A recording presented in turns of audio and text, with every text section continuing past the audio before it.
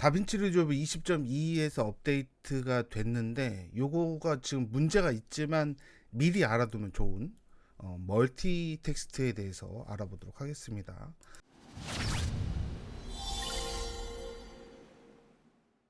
이펙트 타이틀에 보면 19가 20에서부터 생성된 멀티 텍스트거든요. 이게 아주 유용하긴 한데 지금 에러가 좀 있습니다. 한글 입력이 되질 않아요. 이렇게 멍텅구리로 되고요. 영문은 또 잘 되거든요. 무엇 때문인지는 모르겠어요, 저도. 요 오류가 빨리 해결됐으면 좋겠습니다.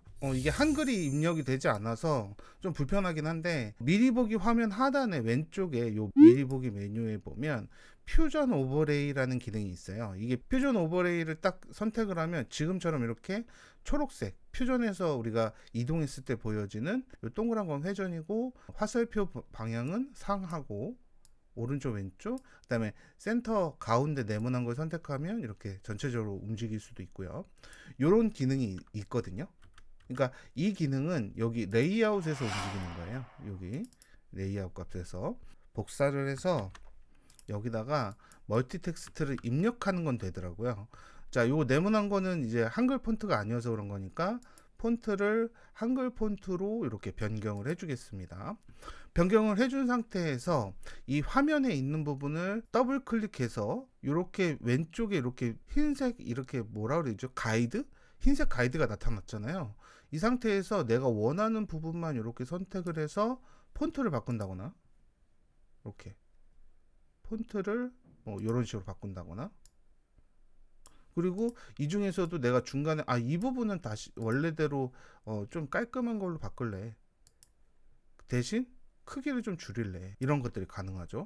예를 들어서 구독을 또 빨간색으로, 나는 빨간색이 좋은데 빨간색으로, 그 다음에 좋아요는 파란색으로 할래. 전체를 선택하지 않아도 쉐이딩에서 여기 아웃라인을 선택하면 이렇게 전체적으로 아웃라인이 생성되죠. 여기서 색상을 어두운 색이 좋겠죠. 검은색, 그 다음에 티크니스를 살짝 올려서, 아웃라인에 대한 위치 설정이 안 되네요. 위치 설정. 그러니까 그냥 아웃라인만 써라 이거죠.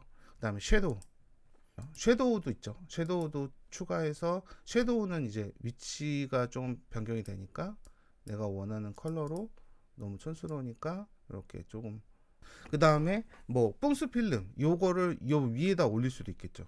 멀티 텍스트의 장점은 이 클립 하나에 여러 개의 텍스트를 사용할 수 있다라는 거거든요. 그래서 하단에 애드 텍스트로 텍스트를 하나 추가해서 여기서 하단에 있는 뽕스 필름을 복사해서 텍스트 2번에다가 붙여넣기를 하는 거예요. 그 다음에 여기다가 내가 원하는 폰트로 하고, 크기 조절하고, 그 다음에 색상 원하는 색상으로 바꾸고,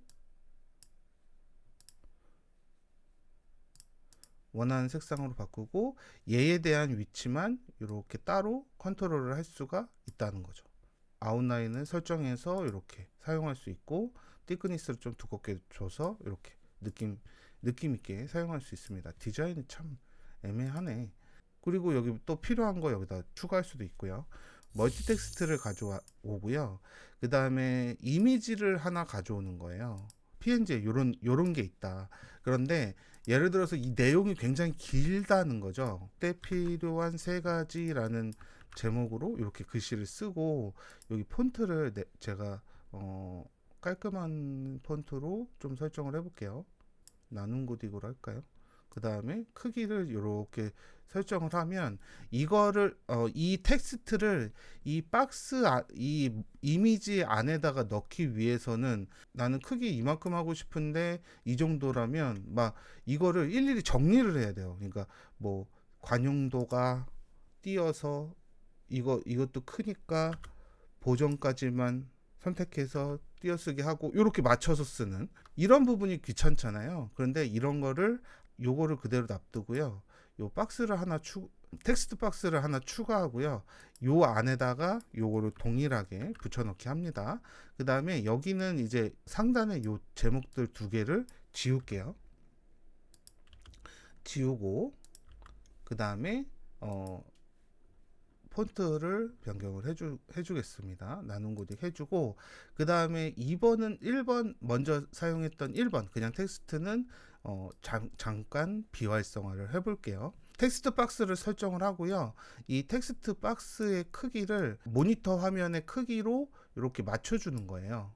텍스트의 크기를 줄이면은 처음에는 이렇게 나오지만 텍스트를 키웠을 때 이렇게 정리가 이 박스 크기에 맞춰서 정리가 된다는 거죠. 이렇게 뭐 요 정도 해서 정리하면 되겠다, 이렇게 마무리할 수 있게 되겠죠. 그리고 가장 상단에 있던 요 자막은 제목만 남겨놓고 모두 지우는 거죠. 예를 들어서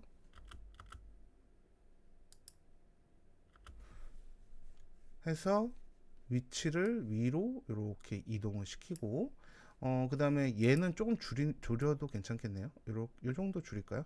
내리고, 그 다음에 두 번째 있는 것들은 이렇게 놔두는데, 선택하면 그 크기만 조금 바꿀 수 있잖아요. 크기들을.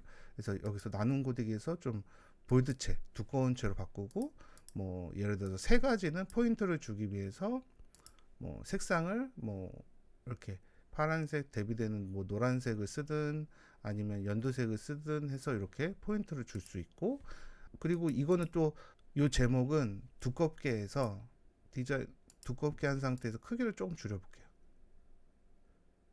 그러면 이렇게 모니터에다가 깔끔하게 배치를 할 수 있다라는 거죠. 그 다음에 하단에 요 정렬 메뉴가 추가가 됐어요. 그래서 텍스트 박스에 대한 정렬인데, 텍스트 선택해서 이렇게 위로 올리면 되거든요. 그래서 1번, 2번. 그래서 1번 요거, 2번 요거. 그래서 2번을 선택한 상태에서 내가 좌정렬을 할래, 이런 것들을 선택할 수가 있죠. 좌정렬을 해서 왼쪽부터 깔끔하게 읽히는 글씨를 만들 거야 라고 할 수가 있는 거죠. 어설프게 끊기는 것보다 이렇게 연결되는 게 조금 더 좋을 때도 있어요. 이런 식으로 해당 이미지에 아니면 어떤 공간에다 텍스트를 넣을 때 박스를 사용하고 앞서서 사용했던 캐릭터 레벨 스타일링을 하면 디자인을 굉장히 편리하게 할 수 있다. 그 다음에 이 작업을 하기 위해선 하단에 있는 요 퓨전 오버레이라는 기능을 활성화를 해야 된다라는 거죠.